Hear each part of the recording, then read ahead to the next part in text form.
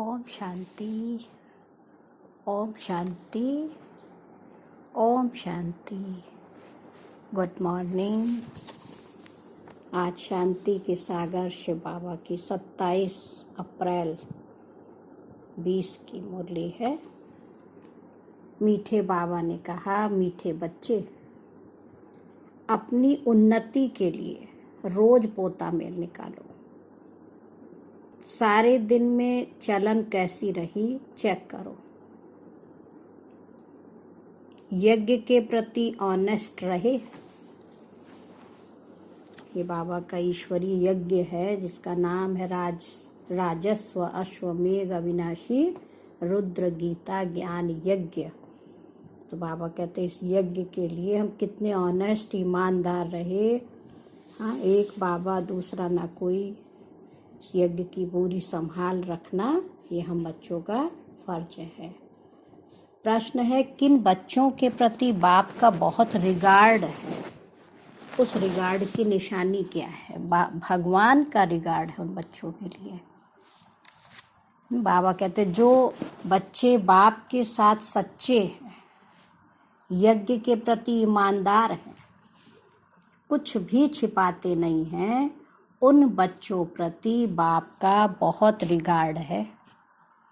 Regard होने के कारण पुचकार देकर उठाते रहते हैं, सर्विस पर भी भेज देते हैं। बच्चों को सच सुनाकर श्रीमत लेने की अकल होनी चाहिए, है ना। बाबा को अपने दिल का सब सच्चा समाचार सुनाए तो बाबा भी फिर श्रीमत दे, कैसे हम आगे उन्नति करें।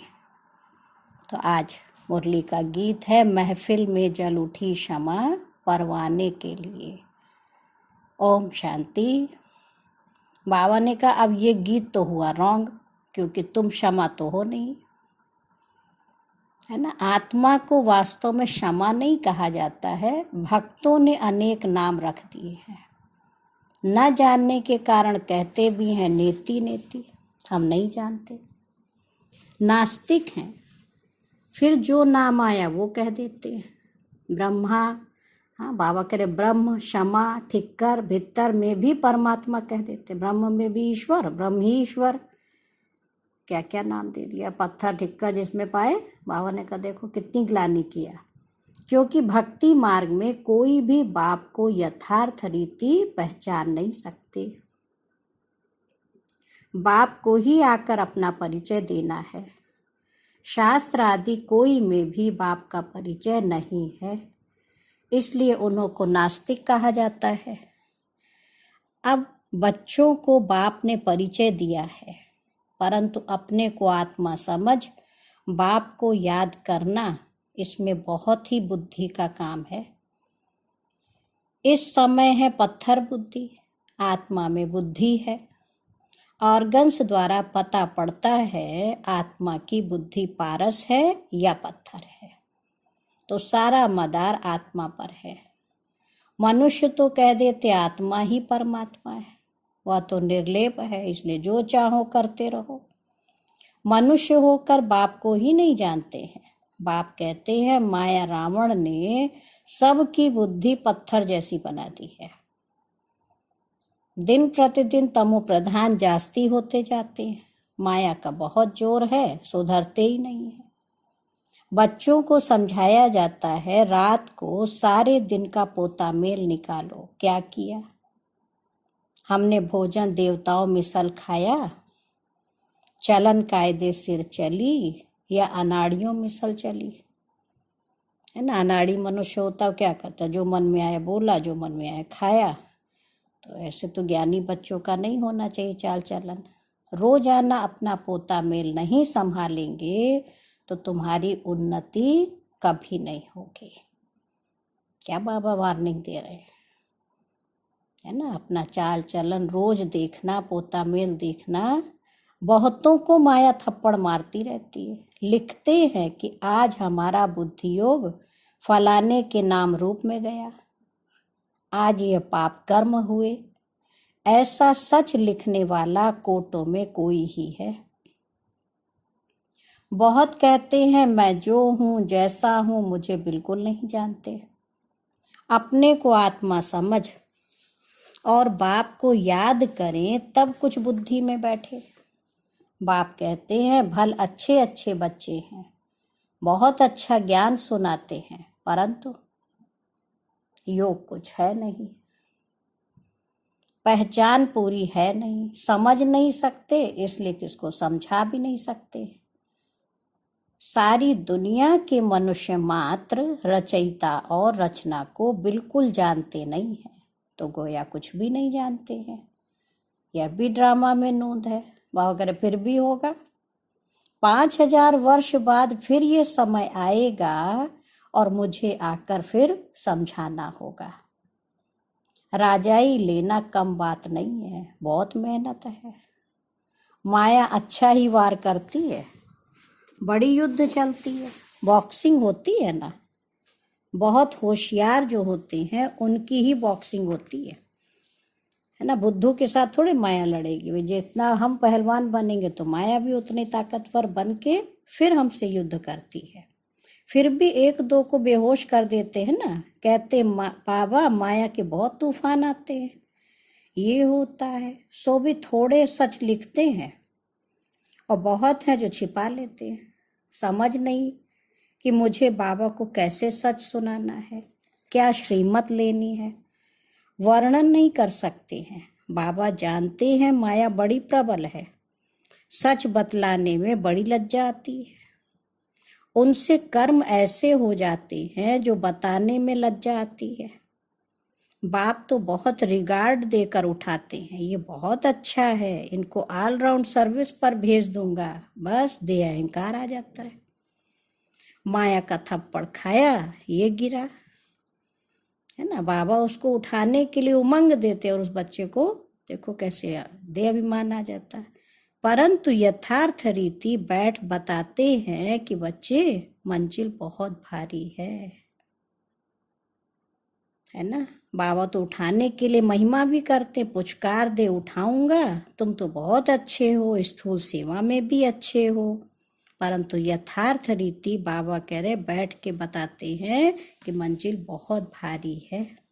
देह और देह के संबंध को छोड़ अपने को अशरीरी आत्मा समझना, यह पुरुषार्थ करना बुद्धि का काम है। सब पुरुषार्थी हैं। कितनी बड़ी राजाई स्थापन हो रही है। बाप के सब बच्चे भी हैं, स्टूडेंट भी हैं, तो फॉलोअर्स भी हैं।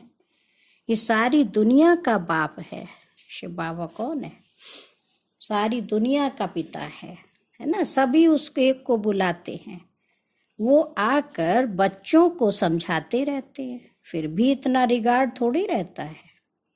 बड़े बड़े आदमी आते हैं, कितना रिगार्ड से उनकी संभाल करते हैं, कितना उनका भबका रहता है।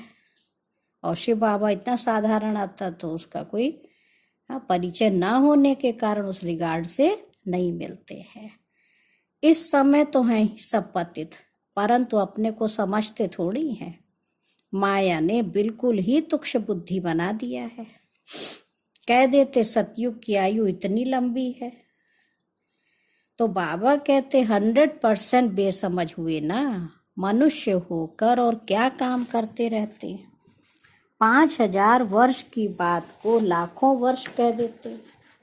यह भी बाप आकर बच्चों को समझाते हैं। 5000 वर्ष पहले इन लक्ष्मी नारायण का राज्य था। ये नॉलेज भी तो शिव बाबा ने दी, दुनिया वालों को तो पता ही नहीं है। ये दैवी गुण वाले मनुष्य थे, इसलिए उनको देवता और आसुरी गुण वालों को असुर कहा जाता है। असुर और देवता में रात दिन का फर्क है। कहाँ दैवी गुणों से संपन्न और कहाँ आसुरी गुणों से संपन्न, तो बहुत अंतर है। कितना मारा मारी लड़ाई झगड़ा लगा पड़ा है, खूब तैयारियां होती रहती हैं। इस यज्ञ में सारी दुनिया स्वाहा होनी है, इनके लिए ये सब तैयारियां चाहिए ना। बॉम्ब्स निकले सो निकले, फिर बंद थोड़ी हो सकते हैं। थोड़े समय के अंदर सबके पास ढेर हो जाएंगे, क्योंकि विनाश तो फटाफट होना चाहिए ना। फिर हॉस्पिटल आदि थोड़ी रहेंगी, किसको पता भी नहीं पड़ेगा। कहाँ कौन मर गया, क्या हुआ, कुछ नहीं पता चलेगा। बाबा करे बहुत फटाफट विनाश होगा। मासी का घर थोड़े ही है। विनाश साक्षात्कार कोई पाई पैसे की बात नहीं है। सारी दुनिया की आग देख सकेंगे, अंडर है ना। साक्षात्कार होता सिर्फ आग ही आग लगी हुई है, सारी दुनिया खत्म होनी है। साकार बाबा को कितना देखो, बाबा ने शुरू शुरू में साक्षात्कार कराया। उस विनाश के भयानक दृश्य को देख पाने के लिए भी आत्मिक ताकत चाहिए। तो बाबा कह रहे वो सब दृश्य देख पाएंगे। कितनी बड़ी दुनिया है, आकाश तो नहीं जलेगा, लेकिन इनके अंदर जो कुछ है सब विनाश होना है। सतयुग और कलयुग में रात दिन का फर्क है। कितने ढेर मनुष्य हैं, जानवर हैं, कितनी सामग्री है, यह भी बच्चों की बुद्धि में मुश्किल बैठता है। विचार करो, 5000 वर्ष की बात है। देवी देवताओं का राज्य था ना, कितने थोड़े मनुष्य थे, अब कितने मनुष्य हैं। अभी है कलयुग, इनका जरूर विनाश होना है। अब बाप आत्माओं को कहते हैं, बच्चे मामेकम याद करो।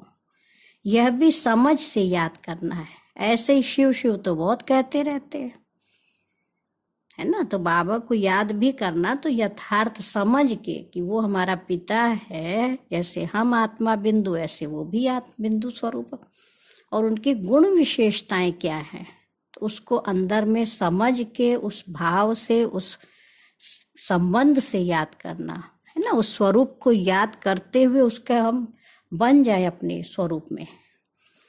छोटे बच्चे भी देखो कह देते, परंतु बुद्धि में समझ कुछ भी नहीं है। अनुभव से नहीं कहते वो बिंदी है, हम भी इतनी छोटी बिंदी हैं, ऐसे समझ से याद करना है ना। मैं आत्मा भी बिंदी, शिव बाबा भी बिंदी। तो बाबा कह रहे पहले तो मैं आत्मा हूं ये पक्का करो, फिर बाप का परिचय बुद्धि में अच्छी रीति धारण करो ना। परिचय में 5 बातें आती, उनका नाम, उनका रूप, उनके गुण, है ना। नाम, रूप, गुण, कर्तव्य, फिर रहने का स्थान, तो 5 बातें चाहिए। फिर उनसे हमारा संबंध, तब बाबा की याद यथार्थ बुद्धि में बैठे। बाबा कह रहे अंतर्मुखी बच्चे ही अच्छी रीति समझ सकते हैं कि हम आत्मा बिंदी हैं। हमारी आत्मा को अभी नॉलेज मिल रही है कि हमारे में 84 जन्मों का पार्ट कैसे भरा हुआ है, फिर कैसे आत्मा सतो प्रधान बनती है। ये सब बड़ी अंतर्मुख हो समझने की बातें हैं। अंतर्मुख हो माना अंदर ही अंदर अपने आप को, अपने आत्म स्वरूप को देखना, उसका चिंतन करना। इसमें टाइम भी लगता है। बच्चे जानते हैं हमारा ये अंतिम जन्म है, अभी हम जाते हैं घर।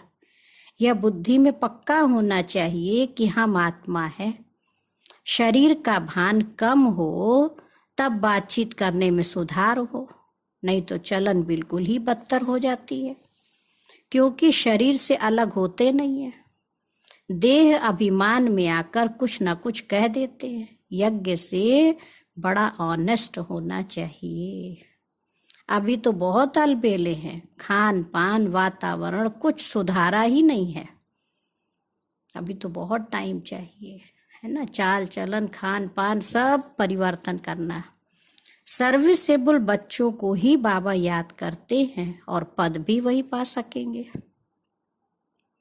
ऐसे ही अपने को सिर्फ खुश करना, ये तो चने चबाना है। हाँ, बहुत अच्छा पढ़ रहे हैं, बहुत सेवा कर रहे हैं, बाबा कह रहे ऐसे दिल को खाली खुश नहीं करना, ये तो खाली चने चबाना हो गया ना, मानो कुछ भी नहीं मिला। तो बाबा कह रहे इसको बहुत बुद्धि से समझ के काम करना। इसमें बड़ी अंतर्मुखता चाहिए, समझाने की भी युक्ति चाहिए। प्रदर्शनी में कोई समझते थोड़ी हैं, वहाँ तो बहुत भीड़ रहती, समझ नहीं सकते हैं, सिर्फ कह देते कि आपकी बातें ठीक हैं। यहाँ भी नंबरवार है। निश्चय है हम बच्चे बने हैं, बाप से स्वर्ग का वर्षा मिलता है। अगर हम बाप की पूरी सर्विस करते रहेंगे तो हमारा तो यही धंधा है। सारा दिन विचार सागर मंथन होता रहेगा। देखो ये बाबा भी विचार सागर मंथन करता होगा ना, नहीं तो ये पद कैसे पाएगा ना। ब्रह्मा बाबा भी विचार सागर मंथन करते थे। रात को 2-2 बजे बाबा उठ जाते थे, है ना, मुरली का, बाबा की याद का मंथन करते थे। तो ब्रह्मा बाबा ने कितना मेहनत किया, नहीं तो पद कैसे पाते। बच्चों को दोनों इकट्ठा समझाते रहते। 2 इंजन मिली है ना, क्योंकि चढ़ाई बड़ी है। पहाड़ी पर जाते हैं तो गाड़ी को 2 इंजन लगाते हैं, एक आगे एक पीछे दोनों तरफ लगता है, कहीं पीछे ना लुढ़क आए। पहाड़ी ऊंची है और यहाँ तो हमें उससे भी ऊपर जाना है। तो बाबा कह रहे पहाड़ी पर जाते हैं तो 2 इंजन लगाते हैं। कभी कभी चलते चलते गाड़ी खड़ी हो जाती है तो खिसक कर नीचे चले आते हैं। हमारे बच्चे का भी ऐसे ही है। बाबा क्या कह रहे, हमारे बच्चों का भी हाल ऐसे ही है। चढ़ते चढ़ते मेहनत करते करते फिर चढ़ाई नहीं चढ़ सकते हैं, माया का ग्रहण व तूफान लगता है तो एकदम नीचे गिरकर पुर्जा पुर्जा हो जाते हैं। थोड़ी ही सर्विस की तो बड़ा अहंकार आ जाता है तो गिर पड़ते हैं। समझते ही नहीं है कि बाप है, साथ में ये धर्मराज भी है। अगर कुछ ऐसा करते हैं तो हमारे ऊपर बहुत भारी दंड पड़ता है। इससे तो बाहर में रहे वो अच्छा है। बाबा के घर में रहकर हम गलत कर रहे हैं तो बाबा कहते उसका बहुत भारी दंड है। बाप का बनकर और वर्षा लेना ये मासी का घर नहीं है। बाप का बनकर और फिर ऐसा कुछ करते हैं तो नाम बदनाम कर देते हैं, बहुत चोट लग जाती है।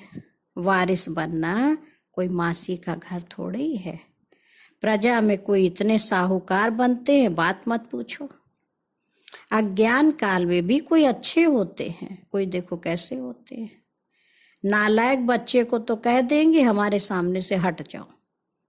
यहाँ 1-2 बच्चे की तो बात ही नहीं है। लौकिक दुनिया में बच्चा लायक नहीं है तो माँ बाप कहेंगे हमारे आगे से हट जाओ, आना ही नहीं।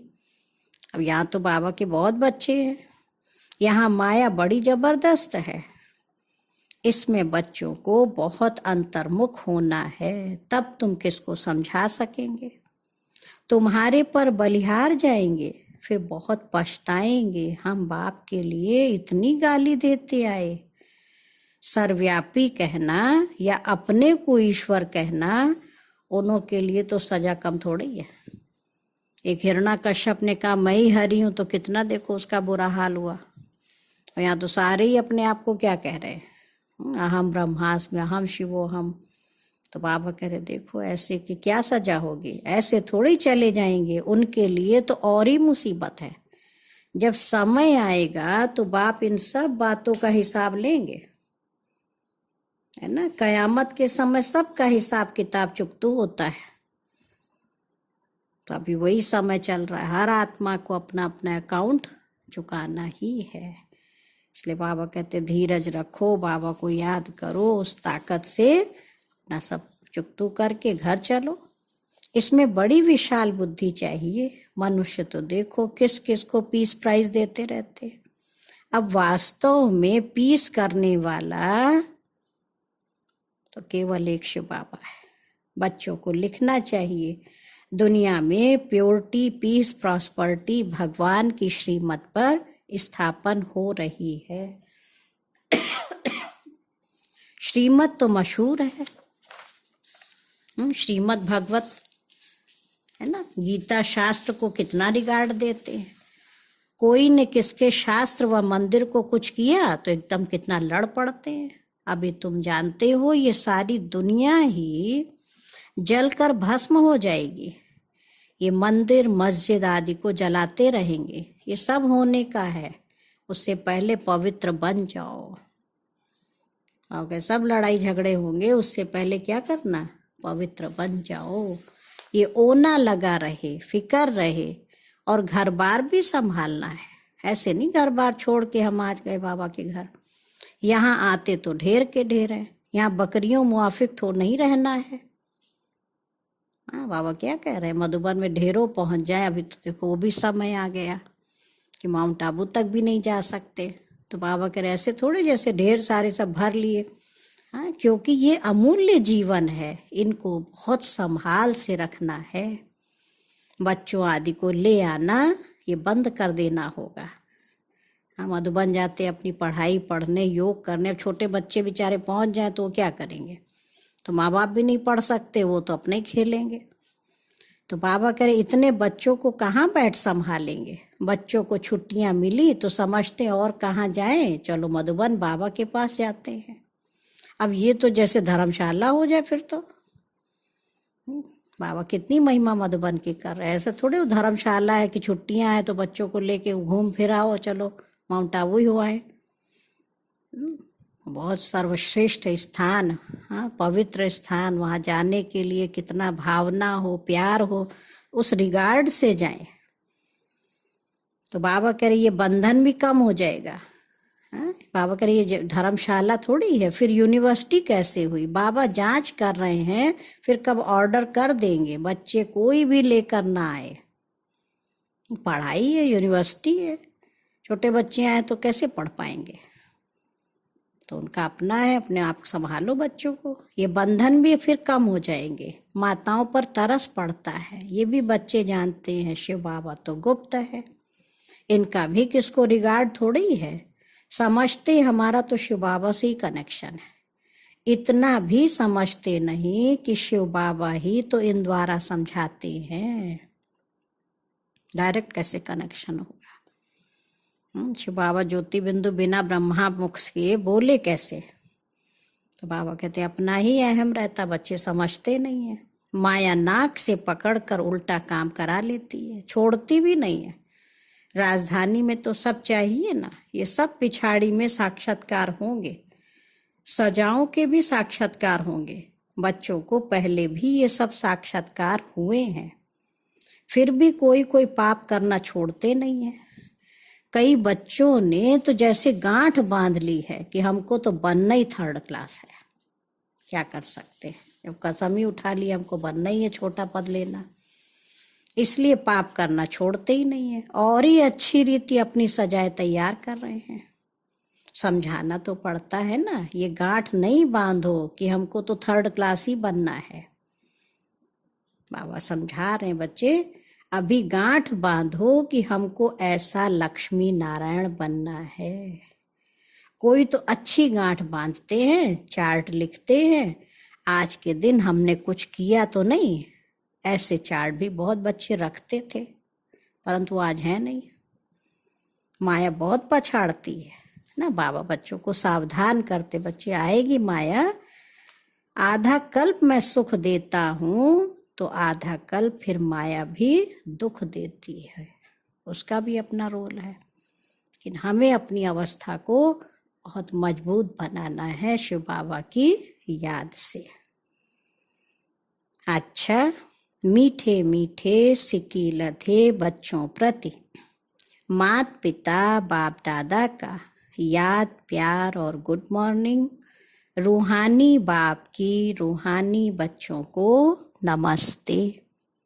हम रूहानी बच्चों की रूहानी माता पिता बाप दादा को याद प्यार नमस्ते और गुड मॉर्निंग। शुक्रिया बाबा, शुक्रिया, बेहद दिल से शुक्रिया। आज धारणा के लिए मुरली का मुख्य सार है, फर्स्ट पॉइंट है, अंतर्मुखी बनकर शरीर के भान से परे रहने का अभ्यास करना है। खान पान चाल चलन सुधारना है। सिर्फ अपने को खुश करके अलबेला नहीं होना है। सेकंड पॉइंट है, चढ़ाई बहुत ऊंची है, इसलिए बहुत बहुत खबरदार होकर चलना है। कोई भी कर्म संभाल कर करना है, अहंकार में नहीं आना है। उल्टा कर्म करके सजाएं नहीं तैयार करनी है ना। गांठ बांधनी है कि हमें इन लक्ष्मी नारायण जैसा बनना ही है।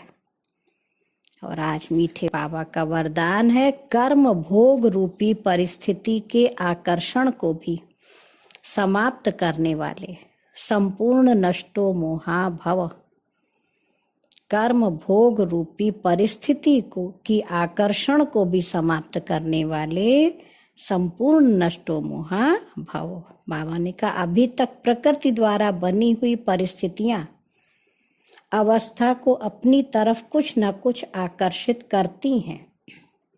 सबसे ज्यादा अपनी देह के हिसाब किताब रहे हुए कर्म भोग के रूप में आने वाली परिस्थिति अपने तरफ आकर्षित करती है।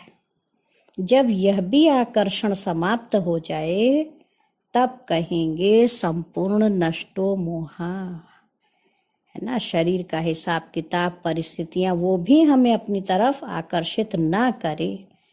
कोई भी देह की व देह के दुनिया की परिस्थिति स्थिति को हिला न सके, यही संपूर्ण स्टेज है।